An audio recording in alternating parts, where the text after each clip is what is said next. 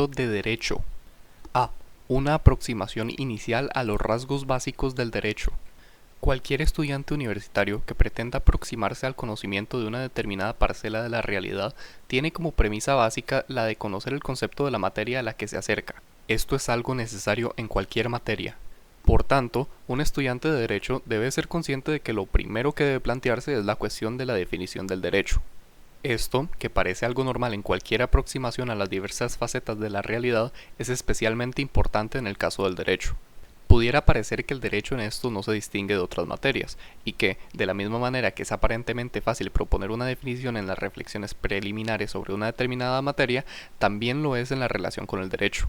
Pero rápidamente nos damos cuenta de la complejidad de la cuestión de la definición del derecho. Son paradigmáticas al respecto las palabras con las que H.L.A. Hart comienza su obra El concepto del derecho, una de las más importantes de la literatura filosófico-jurídica del siglo XX. Pocas preguntas referentes a la sociedad humana han sido formuladas con tanta persistencia y respondida por pensadores serios de maneras tan diversas, extrañas y aún paradójicas como la pregunta ¿qué es derecho? Aunque limitemos nuestra atención a la teoría jurídica de los últimos 150 años y dejemos a un lado la especulación clásica o medieval acerca de la naturaleza del derecho, nos daremos con una situación que no encuentra paralelo en ningún otro tema estudiado en forma sistemática como disciplina académica autónoma. No hay una vasta literatura consagrada a contestar las preguntas ¿qué es química? O ¿qué es medicina? Como la hay para responder a la pregunta ¿qué es derecho? Y es que, en efecto, el derecho es uno de esos aspectos de la realidad que no son fácilmente definibles, o, por lo menos, en los que no hay un acuerdo generalizado en cuanto a su concepto. Como veremos con posterioridad, variadas son las causas que pueden influir en dicha circunstancia. Así, hay que tener en cuenta que el derecho es un fenómeno multidimensional. Quiere decirse con ello que puede ser analizado desde múltiples y numerosas perspectivas o puntos de vista, a partir de los cuales se extraen conclusiones, todas ellas valiosas aunque no idénticas. Por otra parte, también tendremos ocasión de observarlo. En la definición del derecho influyen de manera sobresaliente las distintas concepciones del mismo.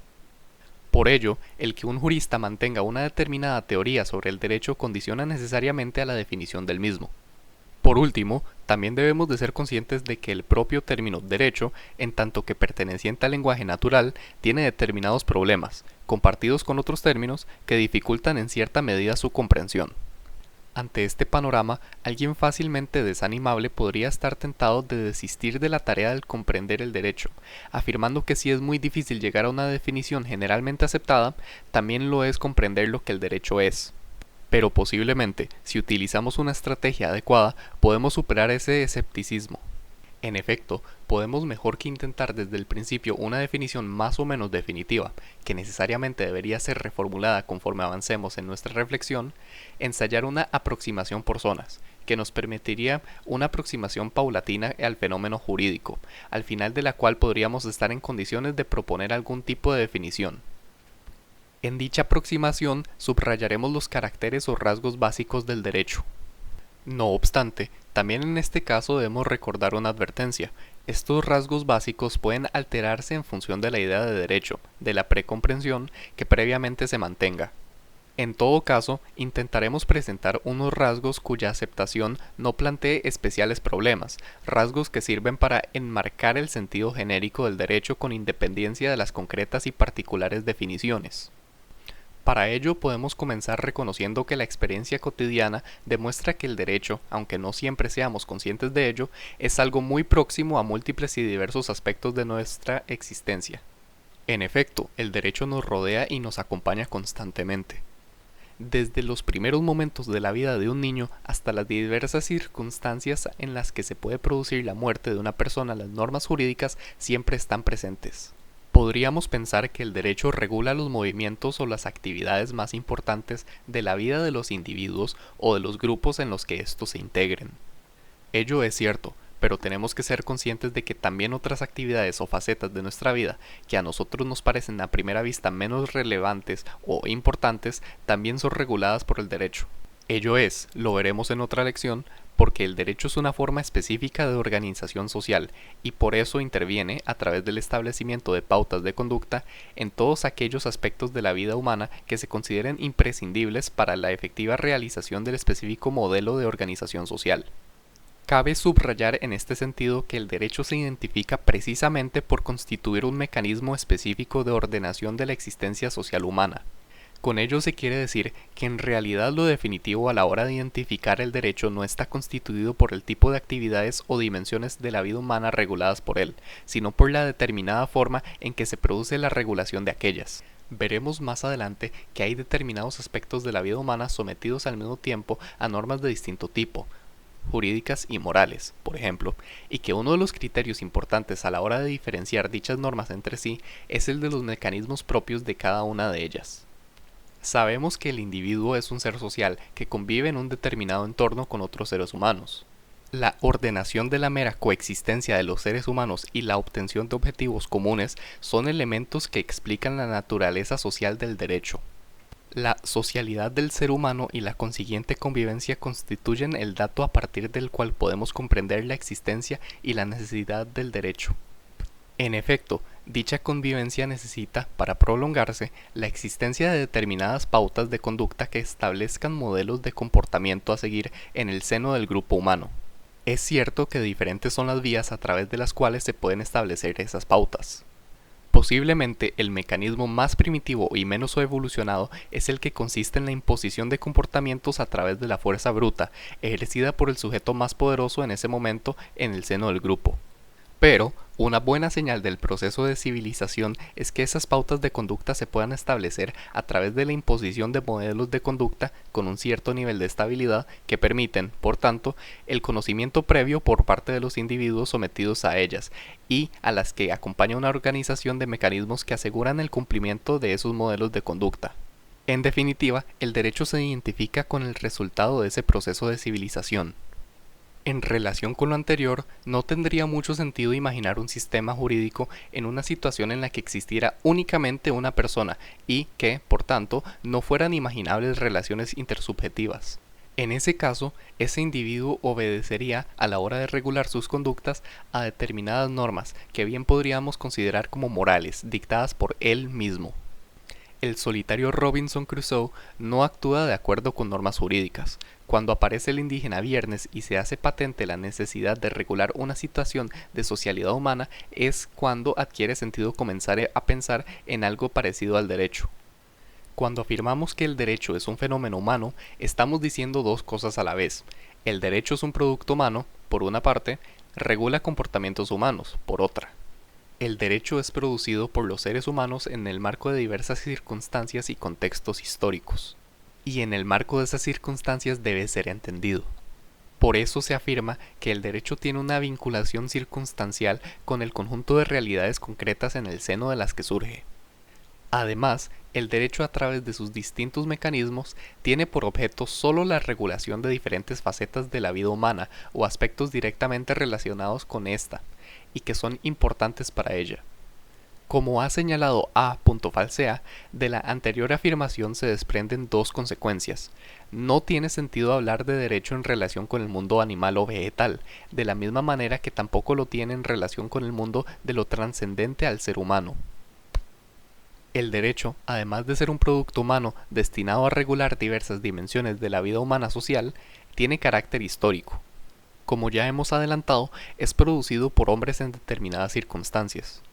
El derecho es el resultado de esos contextos, de las ideologías, de los intereses y conflictos predominantes en los mismos. Por eso, varía en sus contenidos en función de las circunstancias históricas y refleja los caracteres de esas circunstancias. Pero además, el derecho destaca por su naturaleza normativa. Los modelos de conducta incluidos en un ordenamiento jurídico constituyen criterios de comportamiento a los que están sujetos los destinatarios de ese sistema. En ese sentido, se afirma que el contenido del derecho pertenece al mundo del deber ser. Los individuos deben ajustarse a esas conductas para que el modelo social propuesto por el derecho pueda realizarse. Las normas jurídicas son expresión de un deber ser desde el momento en que tras ellas se encuentra una determinada voluntad. Es esa voluntad la que pretende que los individuos actúen de determinada manera. Evidentemente, los caracteres y las consecuencias de la imposición y del ejercicio de esa voluntad varían profundamente en función de que nos hallemos en presencia de un derecho de origen democrático o no, por ejemplo. pero en todo caso, la presencia de ese elemento volitivo tras el derecho es insuprimible. Por ello, uno de los factores básicos para comprender el sentido y la actuación del derecho está constituido por la relación entre el derecho y el poder, entre el derecho y la fuerza, que será objeto a una lección posterior. La presencia de esa voluntad explica por qué la noción de coacción está estrechamente ligada al derecho. Los ordenamientos jurídicos incluyen sistemas de coacción destinados a asegurar el cumplimiento de sus modelos de conducta.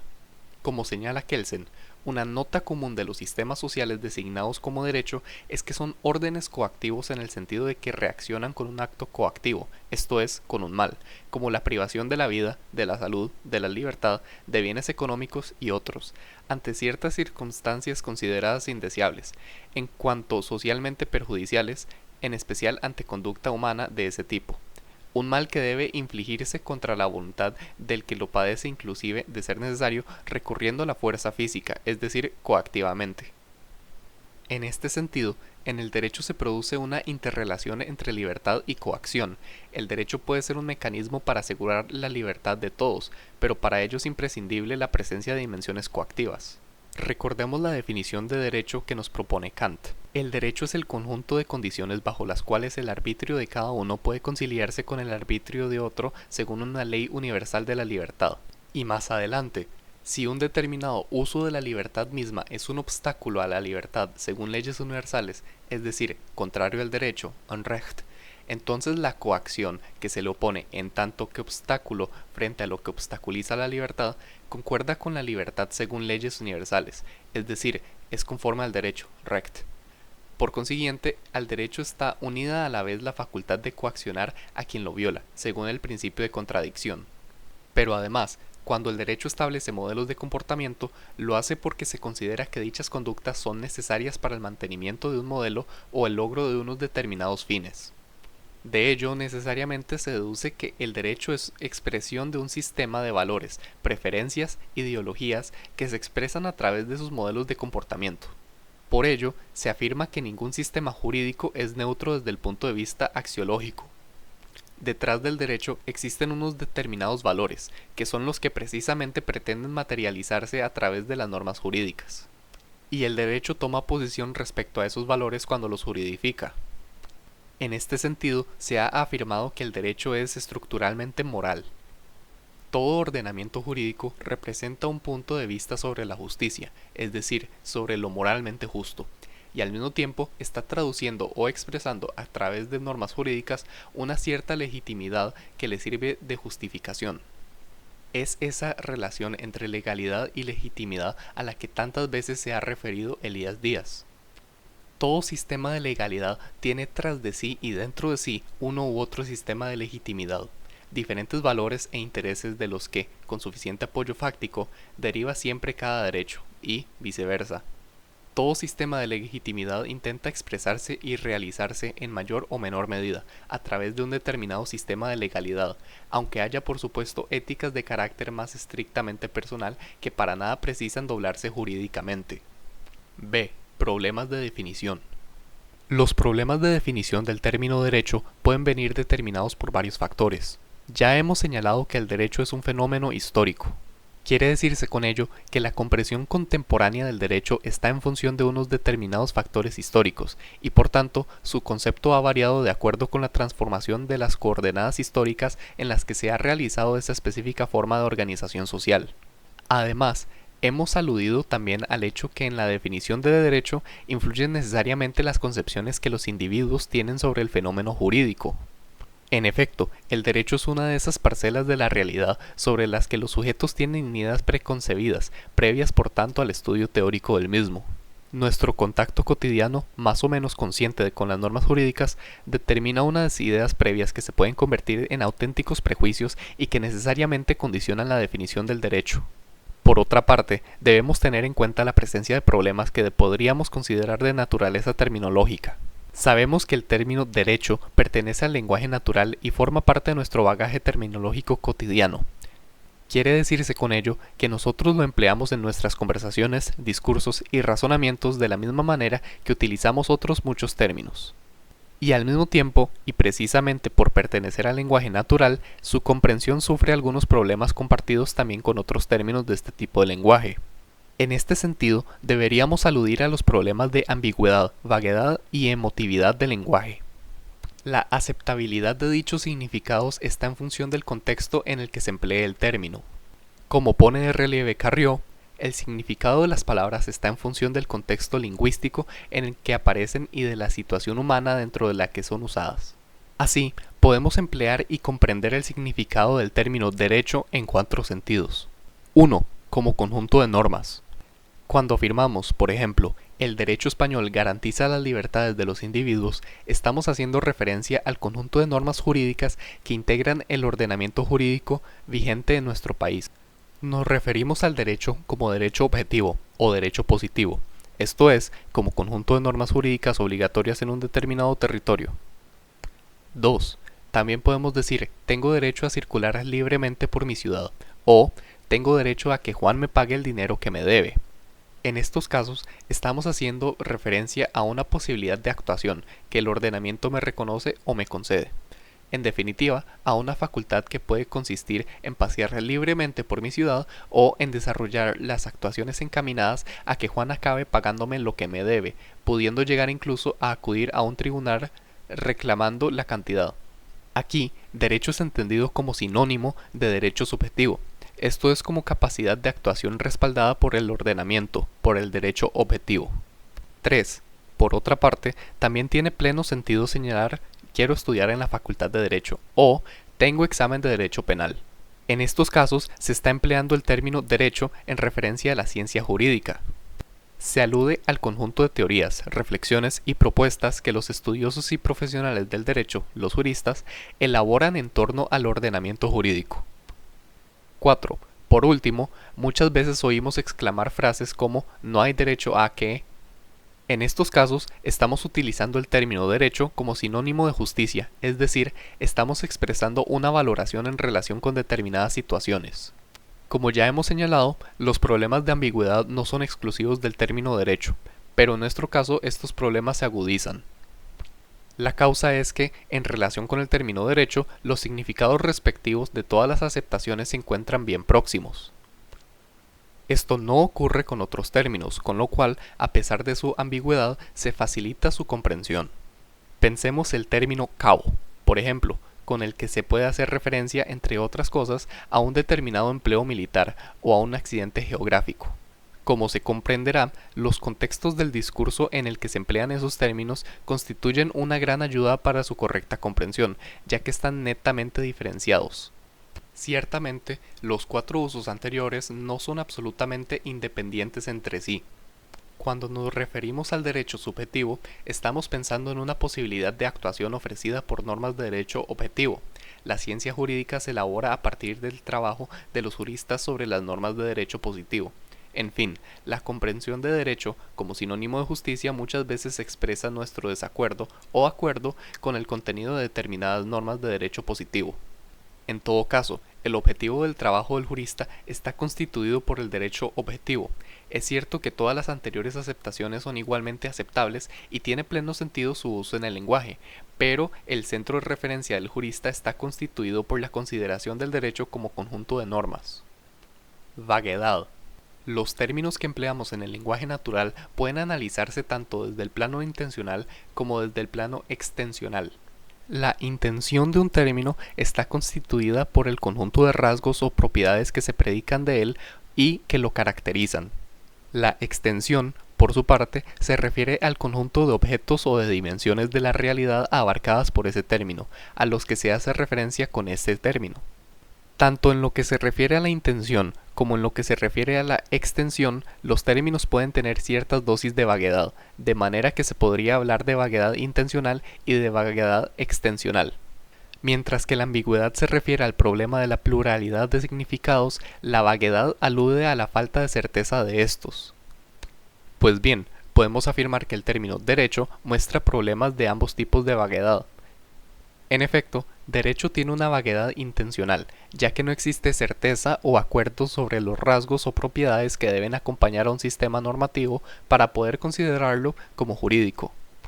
Por ejemplo, desde posiciones iusnaturalistas se exige necesariamente el carácter justo de las normas para poder considerarlas jurídicas, siendo esta una necesidad que se niega desde el positivismo. Por otra parte, tiene una vaguedad extensional, ya que no existe certeza sobre el ámbito de la aplicación de dicho término. Por ejemplo, desde determinadas posiciones se puede cuestionar el reconocimiento como jurídico al derecho canónico o al derecho internacional, habida cuenta que el carácter estatal, derecho canónico, y coactivo, derecho internacional, no aparece en ellos de la misma manera que aparece en los ordenamientos jurídicos estatales. Emotividad. En relación con la carga emotiva predicada del término derecho, debemos saber que este también es un rasgo compartido con otros términos del lenguaje. En muchas ocasiones utilizamos términos como por ejemplo democracia, amor, libertad, igualdad, pecado, solidaridad, atentado, a través de los cuales no nos limitamos a ofrecer definiciones de la realidad. Con el empleo de estos términos también provocamos consciente o inconscientemente reacciones en nuestros interlocutores, al tiempo que podemos estar expresando concepciones o puntos de vista personales. Todos estos términos se caracterizan porque su utilización no tiene efectos exclusivamente descriptivos.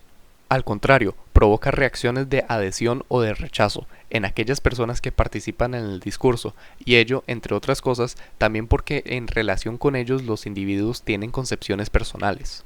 La ineludible presencia de estos planteamientos personales y las reacciones emotivas que provocan estos términos, entre los que se encuentra derecho, pueden llegar a dificultar la comprensión entre sujetos que los utilizan. Ciertamente, podríamos considerar que el término derecho tiene una carga emotiva favorable. Considerar que algo es derecho implica conceder a esa realidad una determinada dosis de obligatoriedad y reconocimiento por parte de los interlocutores. Esta es la raíz también de muchas disputas doctrinales, generadas alrededor de la cuestión de qué normas son o no derecho. Por otra parte, es patente que el carácter emotivo del término se evidencia cuando se lo utiliza como sinónimo de justicia. 2. El derecho como sistema normativo. Como ya hemos señalado, el derecho es, en definitiva, una técnica de organización de las conductas humanas que pretende conseguir sus objetivos a través del establecimiento de determinados modelos o patrones de conducta, expresados a través de normas. Pero esas normas, las normas jurídicas, no existen aisladas e independientes. Al contrario, se agrupan en lo que denominamos ordenamiento jurídico. Por eso podemos afirmar que el derecho, además de tener naturaleza normativa, constituye un sistema de normas. En el interior de dicho sistema se incluyen, entre otras, normas de conducta, normas que regulan los criterios o procedimientos que se han de seguir a la hora de producir normas de conducta, normas que establecen qué manera y en qué sentido se debe reaccionar frente a los incumplimientos de normas, imponiendo en su caso sanciones. Por otra parte, también cabe señalar aquí que ese sistema normativo que es el derecho constituye un conjunto del que se predican determinadas características, como son la unidad, la coherencia y la plenitud, que serán estudiadas en la lección séptima. Hay que recordar también que al comienzo de esta lección se ha llamado la atención sobre la multidimensionalidad del derecho y sobre la posibilidad de emplear diferentes perspectivas en su análisis. La teoría tridimensional del derecho ha tenido el mérito de subrayar las tres dimensiones básicas a través de las cuales se manifiesta el derecho, que en todo caso deben ser tenidas en cuenta. Así, cuando se afirma que el derecho se manifiesta como norma, como hecho y como valor, se está haciendo referencia a la dimensión normativa, a la dimensión fáctica y a la dimensión axiológica o valorativa del derecho respectivamente. Antes de continuar, conviene señalar que estas tres dimensiones no reflejan por sí solas la totalidad del sentido del derecho. Cualquier explicación del fenómeno jurídico basada exclusivamente en alguna de ellas es incompleta. Una visión completa del derecho exige la concurrencia de las tres perspectivas. Cuando se señala que el derecho es norma, se está aludiendo a que está compuesto por normas, esto es, por expresiones del deber ser, a través de las cuales se consideran determinadas conductas como obligatorias, prohibidas o permitidas. Es en este punto concreto en donde se puede percibir más claramente la presencia de una voluntad tras el derecho, en este caso, tras las normas jurídicas que lo componen. Al subrayar la dimensión fáctica del derecho, afirmando que el derecho es un hecho, se hace referencia a la existencia en sociedad del fenómeno jurídico. Dicha existencia es una característica, con uno u otros rasgos, de todos los grupos humanos, ya que todos están organizados a partir de la existencia de imperativos que se vinculan a lo que hoy conocemos y estudiamos como derecho. El derecho existe en la sociedad humana y adquiere el significado en el marco de ella. Entre el derecho y la sociedad se establecen relaciones y ambas realidades se condicionan respectivamente. Es un hecho social de la misma manera que la economía y la política, por ejemplo, también lo son, y como tal puede ser estudiado. En tercer lugar, el derecho presenta una evidente dimensión valorativa. Ya se ha adelantado la idea que el derecho tiene un trasfondo valorativo. Es el resultado de determinadas ideologías, concepciones, etc., en definitiva, de determinadas opciones axiológicas. Las normas jurídicas son expresión de dichas opciones. Pero, al mismo tiempo, las normas jurídicas actúan como criterios de valoración aplicables a las acciones de los individuos. A partir de las normas jurídicas se pueden evaluar positiva o negativamente las acciones de los individuos sometidos a ellas. Por tanto, norma, hecho y valor son las tres dimensiones básicas del derecho. Ya hemos señalado que por sí solas constituyen enfoques parciales y por tanto incompletos del fenómeno jurídico. En todo caso, son los elementos que suelen ser tenidos en cuenta de manera principal por tres aproximaciones al derecho. En efecto, la teoría del derecho centra su atención en la consideración del derecho como norma o como conjunto de normas, analizando los rasgos estructurales y de funcionamiento del mismo. La sociología del derecho analiza cuáles son las funciones del derecho en la sociedad, qué otros componentes sociales influyen en el derecho y cómo éste influye en aquellos. La axiología jurídica, o teoría de la justicia, constituye el marco teórico en el que se reflexiona sobre la dimensión valorativa del derecho, analizando cuál es la relación entre el derecho y determinados valores.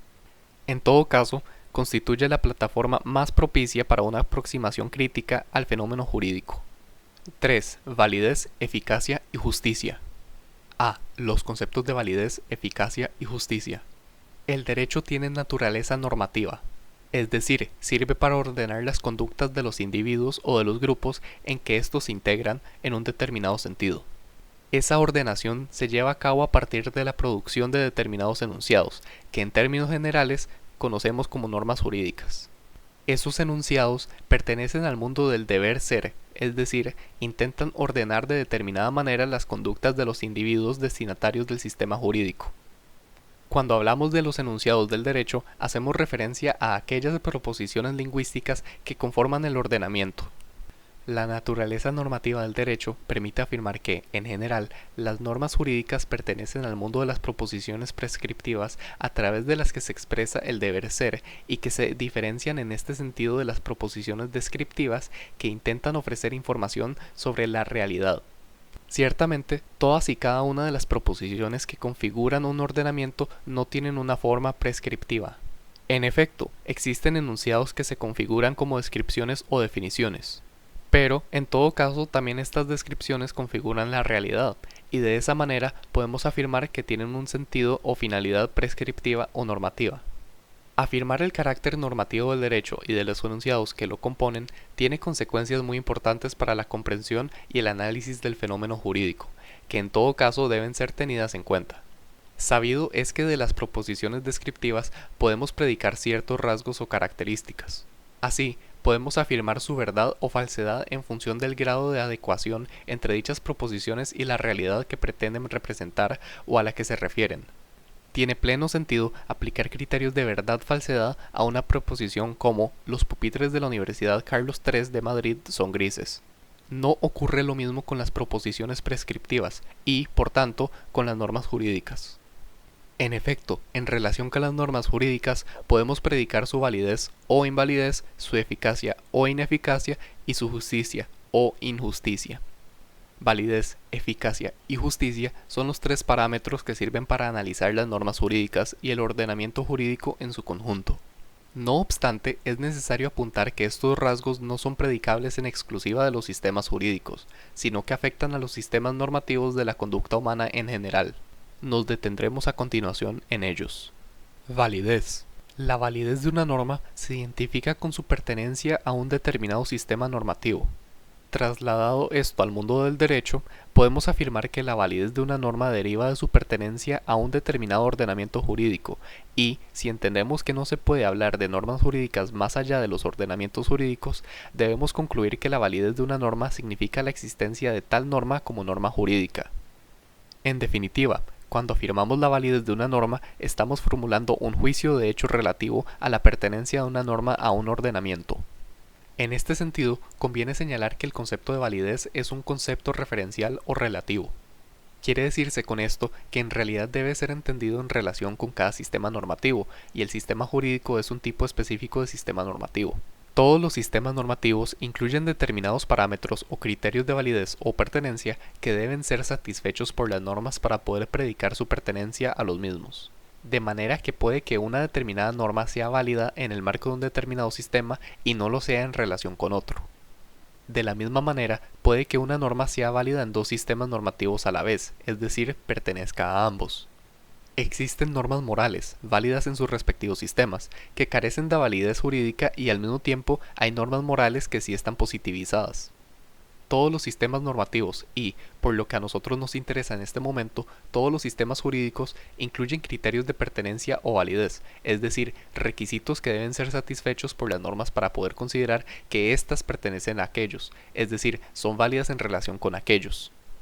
En términos generales, podemos afirmar que para que una norma jurídica sea válida, debe satisfacer con las siguientes exigencias.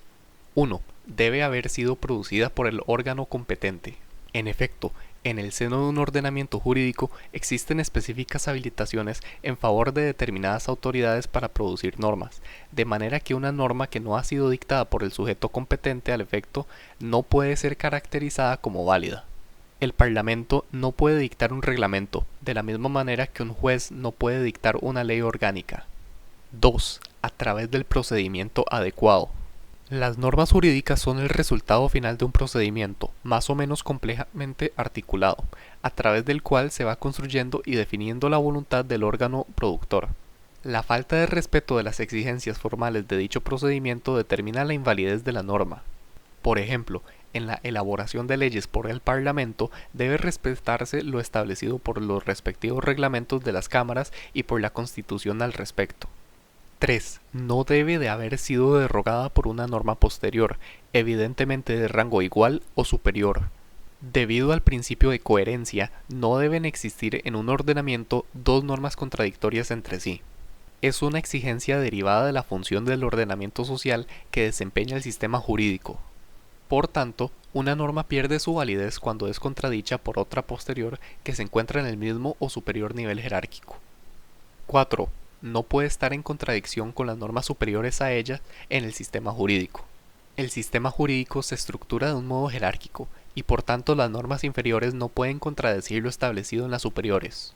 Dicha contradicción también es un motivo de invalidez de la norma inferior. De lo inmediatamente anterior se debe deducir que, en realidad, los criterios de validez no son exclusivamente formales. En efecto, para que una norma sea válida, se debe exigir, además del cumplimiento de requisitos formales, que esa norma respete unos determinados contenidos.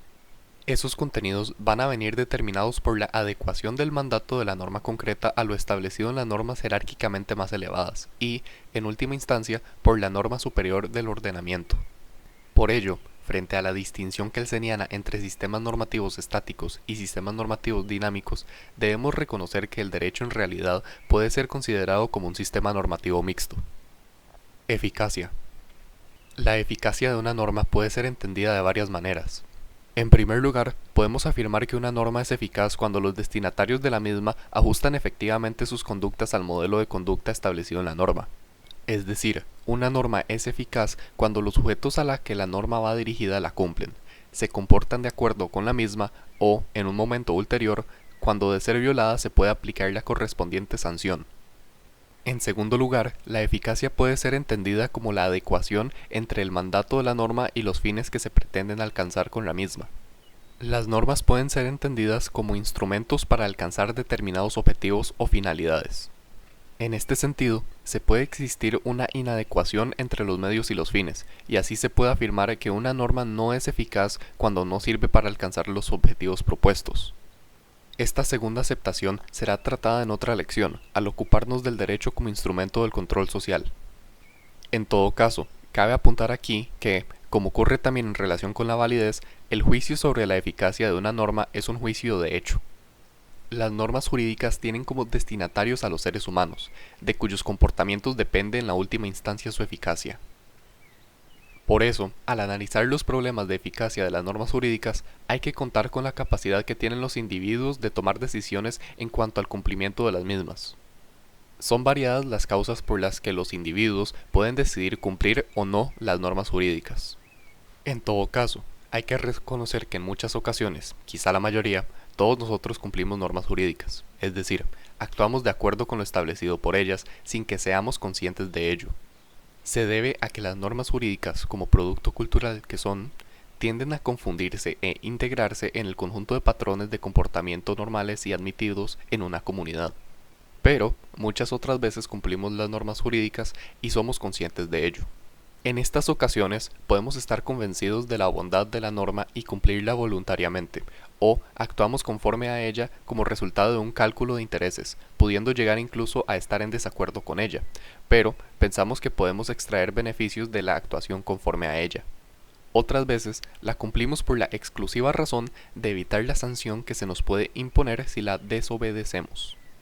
En definitiva, como señala Bobbio, hay normas que son cumplidas por todos los individuos de manera espontánea, otras que son solo cumplidas cuando van acompañadas de la amenaza de una sanción, otras que no se cumplen aún estando acompañadas de una amenaza de sanción, y otras que, finalmente, se incumplen sin que tan siquiera se aplique la correspondiente sanción. Y de la misma manera, también hay muchas razones que pueden explicar la desobediencia a las normas jurídicas. Pero esta cuestión será tratada en una lección posterior. En todo caso, debemos ser conscientes de que podemos plantearnos problemas vinculados a la eficacia del derecho precisamente porque éste regula conductas humanas. Dicho de otra manera, el derecho se desenvuelve en el ámbito de la libertad y no en el de la causalidad o necesidad. Los individuos tienen capacidad de decisión y, por tanto, pueden ajustar o no sus comportamientos a lo establecido en el modelo normativo jurídico y en otros. Al contrario de lo que debe ocurrir en el ámbito de lo regulado por las leyes de la naturaleza, que se puede explicar como una sucesión de acontecimientos resultado de una cadena de causas y efectos, el ámbito del humano es el ámbito de la libertad, de la decisión y de la voluntad. Justicia. Como ha señalado Bobbio, el problema de la justicia es el problema de la más o menos correspondencia entre las normas y valores superiores o finales que inspiran un determinado orden jurídico. La idea de justicia constituye posiblemente el criterio de valoración último del sistema jurídico. Tradicionalmente, se ha afirmado que la justicia se encuentra entre los grandes fines o valores a alcanzar por parte de los ordenamientos jurídicos, aunque hay que reconocer que no es el único. En efecto, los sistemas jurídicos pueden estar encaminados a alcanzar otros fines. La historia nos ha dado y nos da buena muestra de ello. En todo caso, sí cabe afirmar que en este momento que cualquier sistema jurídico constituye un punto de vista sobre la justicia. El derecho, ya lo hemos señalado, no es neutro desde el punto de vista axiológico. Es un sistema de ordenación de las conductas humanas de acuerdo con determinados modelos de conducta, que son asumidos como criterios de corrección a partir de los cuales valorar esos comportamientos. El juicio sobre la justicia de una norma es en ese sentido un juicio de valor que surge con la constatación de la adecuación o inadecuación entre el ser de la norma y el deber ser de la misma. B. La independencia conceptual entre validez, eficacia y justicia. A la hora de determinar si los conceptos de validez, eficacia y justicia se implican o no respectivamente, es necesario distinguir dos planos: el de las normas individualmente consideradas y el del ordenamiento jurídico. Así, podemos llegar a la conclusión de que, desde la perspectiva de la norma, se puede afirmar la independencia conceptual entre validez, eficacia y justicia. Por el contrario, no podemos afirmar lo mismo si nos situamos en la perspectiva del conjunto. En efecto, desde la perspectiva de la norma podemos encontrar a. Normas válidas, ineficaces e injustas. B. Normas válidas, ineficaces y justas. C. Normas válidas, eficaces e injustas. D. Normas válidas, eficaces y justas. E. Normas inválidas, ineficaces e injustas. F. Normas inválidas, ineficaces y justas. G. Normas inválidas, eficaces e injustas. H. Normas inválidas, eficaces y justas. Evidentemente, para entender correctamente la anterior tipología, debemos tener en cuenta que las normas inválidas a las que nos referimos en los casos F, G y H, por serlo, no son jurídicas, esto es, no pertenecen a un ordenamiento jurídico.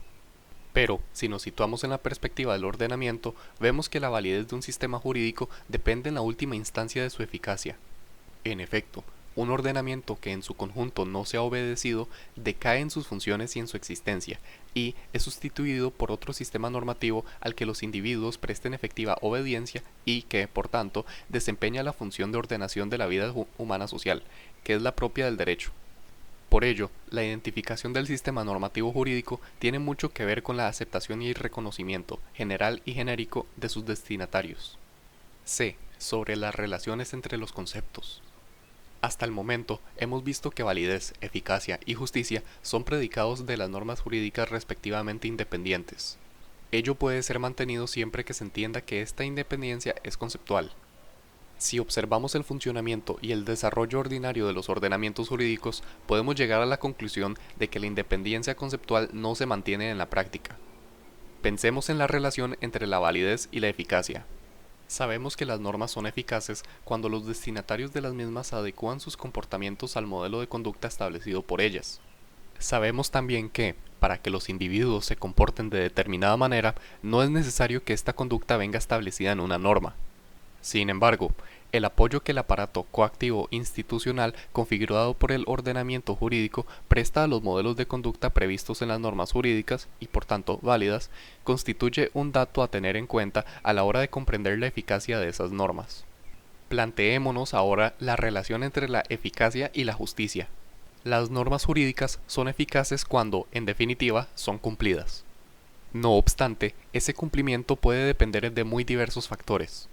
Aunque estas cuestiones serán tratadas con más profundidad en lecciones posteriores, podemos adelantar en este momento que los destinatarios de un sistema jurídico pueden cumplir las normas jurídicas por temor a la sanción, porque han llegado a la conclusión de que les conviene hacerlo tras haber efectuado un cálculo de interés, o incluso porque están de acuerdo con el contenido de la norma, que les parece justo.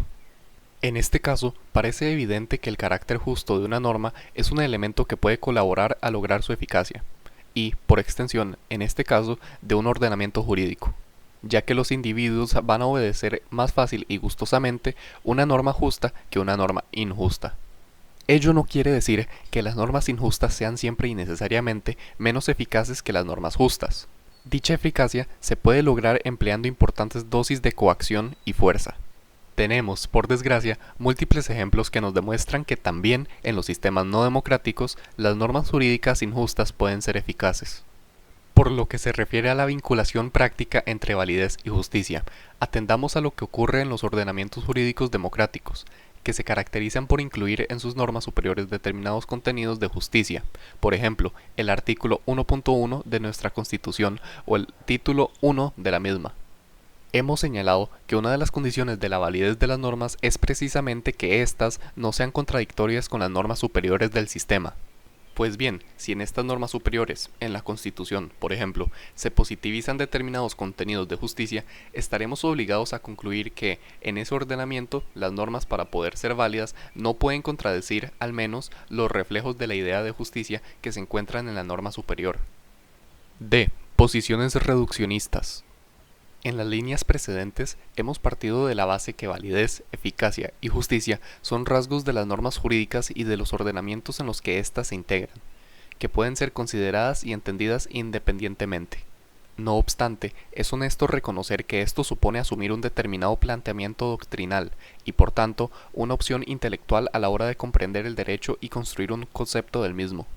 Hay que señalar, por tanto, que existen otros planteamientos que no admiten dicha independencia y que vinculan necesariamente alguno de los anteriores conceptos como exigencia de la correcta comprensión de lo que el derecho es. Norberto Bobbio se ha referido a estos planteamientos y los ha denominado posiciones reduccionistas desde el momento en que reducen alguno de los tres conceptos a otro, es decir, condicionan respectivamente los conceptos entre sí. Siguiendo al ius filósofo italiano, podemos identificar tres reduccionismos que a su vez se identifican con corrientes de pensamiento que mantienen respectivos conceptos de derecho. A. El positivismo ideológico, que reduce la justicia a la validez. Las normas jurídicas son justas por el mero hecho de ser válidas. B. El iusnaturalismo, que reduce la validez a la justicia. Las normas son válidas por el mero hecho de ser justas. C. El realismo jurídico, que reduce la validez a la eficacia. Las normas válidas, para hacerlo, deben ser eficaces. Pasemos a continuación a explicar estos tres reduccionismos. Positivismo ideológico. El núcleo de este reduccionismo está constituido por la afirmación que el derecho, por el mero hecho de ser válido, es justo. Ciertamente, esta posición no se puede identificar con el positivismo jurídico en su conjunto, sino más bien con la versión extrema o radical de una de las manifestaciones del mismo. En efecto, tal y como veremos en otra lección, Bobbio señala que pueden identificarse tres versiones del positivismo jurídico. El positivismo como metodología, que se caracteriza por ser una aproximación neutral desde el punto de vista valorativo del derecho. El positivismo como teoría, que presenta un determinado concepto de derecho y que incluye ciertas propuestas sobre el carácter coactivo de las normas jurídicas, las fuentes del derecho, la teoría de la norma y del ordenamiento y la interpretación, y el positivismo como ideología, que, en términos generales, afirma el valor moral de la ley y por tanto la obligación incondicionada de obedecerla. En realidad, la posición reduccionista se identifica más directamente con la versión radical del positivismo ideológico. Señala Hobbes. Es, asimismo, evidente que las leyes son normas para establecer lo justo y lo injusto, no pudiéndose decir que algo es injusto si no es contrario a alguna ley. Y también que nadie puede hacer las leyes excepto el Estado, pues nuestra sujeción es debida únicamente al Estado. En efecto, esta versión defiende la tesis de la existencia de una obligación de obedecer al derecho, ya que el derecho mismo es expresión de la moralidad. El Estado, aparte de detentar el monopolio de la producción jurídica, detenta también el monopolio de la moralidad, que se expresa a través de las normas jurídicas que él mismo dicta. Por tanto, la obligación de obediencia al derecho no solo es jurídica, sino que también es moral. Es evidente que en este sentido el positivismo ideológico se mueve en el plano de la ética. Es, más que una doctrina científica, de acuerdo con el paradigma cientificista del positivismo, una posición ética. Por su parte, la versión moderada del positivismo ideológico también afirma la identificación del derecho y la justicia, reconociendo a aquel un valor moral. Pero aquí ese valor no es consustancial, intrínseco al derecho como expresión de moralidad o justicia, versión radical, sino que es una derivación del hecho de que el derecho sirve como instrumento para alcanzar determinados fines, como la paz, el orden o la seguridad. Por eso hay que obedecer al derecho, ya que sirve para lograr objetivos que se consideran moralmente apreciables. Aquí, el derecho no es necesariamente justo en sí, sino que lo es desde el momento en que es un medio para alcanzar determinados objetivos y por eso hay un deber moral de obediencia. Iusnaturalismo. Como ya hemos adelantado, el iusnaturalismo reduce el concepto de validez al de justicia, afirmando que una norma para poder ser válida, por tanto jurídica, debe obligatoriamente estar de acuerdo con la justicia, que en este caso se identifica con el derecho natural. Escribe Tomás de Aquino. Como dice San Agustín, la ley que no sea justa no parece que sea ley. Por tanto, la fuerza de la ley depende de su nivel de justicia. Y, tratándose de cosas humanas, su justicia está en proporción con su conformidad a la norma de la razón. Pues bien, la primera norma de la razón es la ley natural. Por consiguiente, toda ley humana tendrá carácter de ley en la medida en que se derive de la ley de la naturaleza, y si se aparta en un punto de la ley natural, ya no será ley, sino corrupción de la ley. Evidentemente, no nos podemos ocupar aquí del entero análisis del significado, manifestaciones y consecuencias de las diversas posiciones iusnaturalistas que serán tratadas en una lección posterior.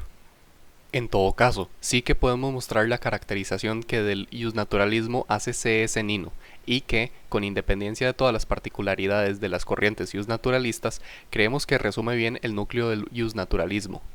En efecto, para el autor argentino, la concepción iusnaturalista puede caracterizarse diciendo que ella consiste en sostener conjuntamente estas dos tesis. A. Una tesis de filosofía ética, que sostiene que hay principios morales y de justicia universalmente válidos y asequibles a la razón humana.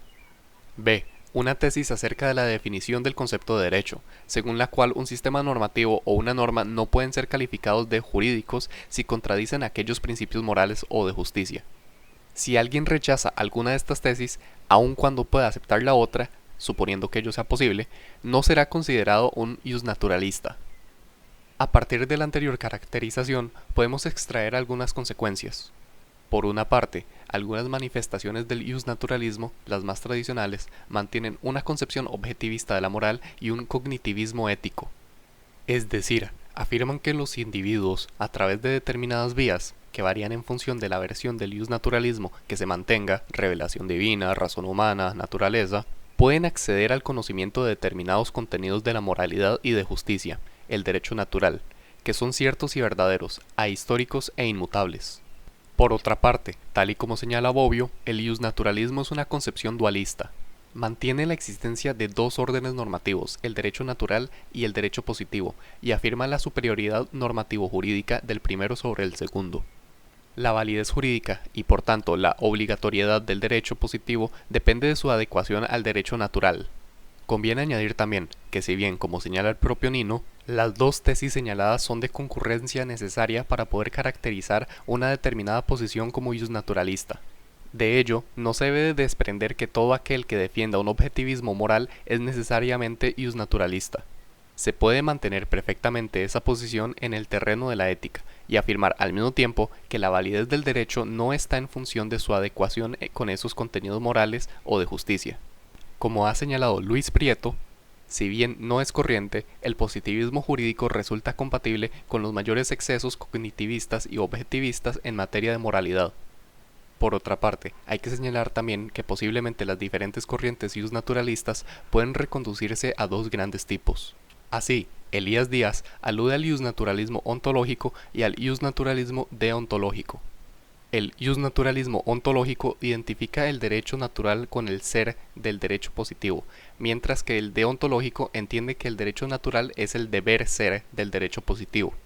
Así, en el primer caso, la existencia misma del derecho positivo está constituida por el derecho natural. Más allá del derecho natural no cabe considerar el derecho positivo. En el segundo caso, el derecho natural aparece como el paradigma de la moralidad del derecho positivo, a la que debe tender éste. El derecho natural sigue siendo el deber ser del derecho positivo, pero no condiciona necesariamente su validez jurídica. Como señala Elías Díaz, quiere ello decir que cabe admitir la existencia de valores universales e inmutables sin pensar que estos sean propia y auténticamente derecho, sino que más bien ética. Y ello aunque operen e influyan sobre la realidad jurídica como operan e influyen factores sociales, políticos, económicos, etc. Por otra parte, también hay que reconocer que las conclusiones a las que se llega desde el iusnaturalismo ontológico son similares a las que se llega desde el positivismo ideológico, si bien por vías distintas. El iusnaturalismo ontológico afirma que todo derecho positivo es justo, ya que un conjunto de normas injustas, o algunas concretas y determinadas, por ser contrarias al derecho natural, no podría ser considerado como jurídico y tampoco, por tanto, como derecho. Por su parte, el derecho ideológico o la teoría formalista de la justicia señala que todo el derecho es justo precisamente por haber sido producido por el poder político y ser, por tanto, válido. Observamos, en efecto, que, paradójicamente, se llega a las mismas conclusiones aunque a partir de razonamientos diferentes. En ambos casos, se produce una confusión entre el ser y el deber ser del derecho. A partir de ahí, se ha podido afirmar que el positivismo ético, en cualquiera de sus versiones, es una tesis muy poco positivista, al menos si se considera que el aspecto metodológico es el central del positivismo, y ello es así porque justamente el positivismo metodológico postula una aproximación neutral al derecho, en la que no tienen cabida planteamientos de obligatoriedad moral. Quien de verdad sostenga una tesis positivista en sentido ideológico difícilmente podrá sostenerla en sentido metodológico, dado que para este último el problema de si existen o no razones morales para obedecer el derecho no es un problema conceptual relativo a la definición de lo jurídico, sino un problema moral. Realismo jurídico. Desde el reduccionismo realista se hace depender el concepto de validez del de eficacia, afirmando que las auténticas normas jurídicas son las normas eficaces, las que realmente son aplicadas y cumplidas. En este sentido, el realismo es el resultado de un escepticismo ante las normas. En efecto, debe ser entendido como una reacción frente al formalismo jurídico y la idea del derecho propuesta por éste, en la que el concepto de sistema lógicamente cerrado y perfecto, junto a la construcción formal de conceptos jurídicos, desempeñan un papel muy importante. La reacción del realismo va a consistir en denunciar la desvinculación entre estos artificios y la realidad jurídica vivida por los ciudadanos. Ciertamente la denominada revuelta contra el formalismo no es patrimonio exclusivo del realismo jurídico. Conviene recordar los antecedentes de la escuela histórica del derecho, del movimiento del derecho libre y de la jurisprudencia de intereses, entre otros. Desde todas esas perspectivas se hace producción una impugnación del derecho estatal y se va suministrando el arsenal de argumentos para la refutación del concepto de validez formalista auspiciado por el positivismo. Pero quizá cuando más propiamente se puede hablar del reduccionismo es cuando se hace referencia al realismo americano y al escandinavo. En efecto, se afirma que el verdadero derecho debe encontrarse en el comportamiento de los individuos y no en las normas de los códigos. Así, se niega el concepto de derecho objetivo como conjunto de normas y se afirma que el auténtico derecho es el creado por el juez cuando interviene en un caso concreto. Ese es el derecho que realmente interesa a los sujetos, y por eso la labor del jurista va a consistir en indagar cuál va a ser el sentido de la decisión del juez. Recordemos el famoso texto de O. W. Holmes. ¿Qué es el derecho? Encontraréis que ciertos autores os dirán que es algo distinto de lo que deciden los tribunales de Massachusetts o de Inglaterra, que es un sistema de la razón, que es deducción a partir de principios de ética o axiomas universalmente aceptados o cosa parecida, que puede o no coincidir con las sentencias judiciales. Pero, si adoptamos el punto de vista de nuestro amigo el mal hombre, veremos que a éste le importan un bledo las axiomas o deducciones, pero que en cambio le interesa saber qué es lo que en efecto han de resolver los tribunales de Massachusetts o de Inglaterra. Yo opino de manera bastante parecida. Yo entiendo por derecho las profecías acerca de lo que los tribunales harán en concreto, nada más ni nada menos. A partir de la cita anterior, se puede entender la afirmación según la cual la ciencia jurídica es predictiva. Es cierto que el realismo ha tenido el acierto de poner de relieve la importancia de los factores sociales en la comprensión del derecho y la necesidad de tener en cuenta la incidencia de estos en aquel. Al mismo tiempo, ha llamado la atención de los peligros derivados de los excesos del formalismo jurídico, que podrían desembocar en la construcción de un concepto de derecho y de ciencia jurídica desvinculados de la realidad social y de la fuerza derivada de la evolución transformadora de ella. Sin embargo, también es criticable en algunos aspectos. El realismo construye un concepto de derecho referido exclusivamente a lo que podríamos considerar situaciones de patología del derecho, que son aquellas en las que intervienen los jueces. En efecto, si observamos el funcionamiento cotidiano de la sociedad y del sistema jurídico, enseguida nos damos cuenta que lo normal es que los individuos se comporten de acuerdo con las normas jurídicas. Los jueces intervienen en determinadas circunstancias en las que se producen incumplimientos o conflictos y que son una minoría respecto a todas aquellas en las que las normas jurídicas son efectiva guía de las conductas de los sujetos.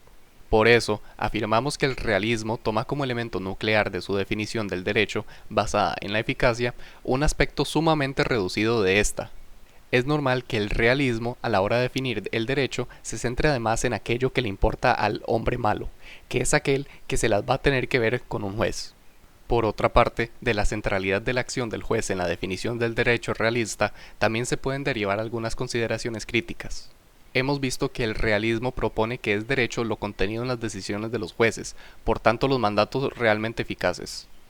Pero frente a esta consideración enseguida surge la pregunta sobre el origen de la capacidad reconocida al juez para intervenir en un determinado caso conflictivo y para emitir una sentencia.